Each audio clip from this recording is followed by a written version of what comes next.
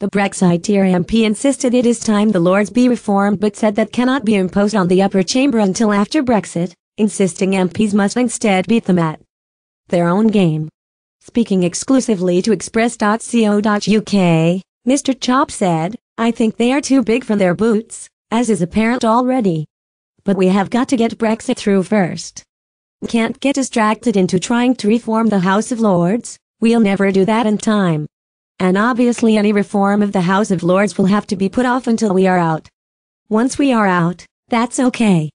Get to Brexit news. Christopher Chop said the Lords are too big for their boots. They can be held to account for whatever ghastliness they perpetrate. Christopher Chop, and then they can be held to account for whatever ghastliness they perpetrate, which I hope that they won't be successful in.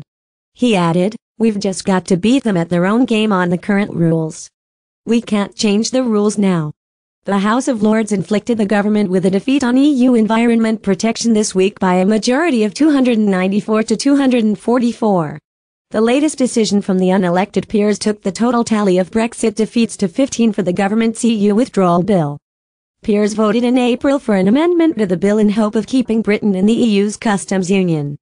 A cross-party alliance of Lords, including Tory rebels, put forward to an amendment to the government's EU withdrawal bill and voted by 348 to 225 in favor of changing the landmark legislation.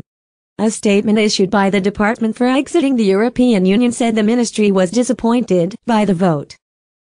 Prime Minister Theresa May has previously insisted that the UK will leave the common tariff area so it can pursue free trade deals outside the EU.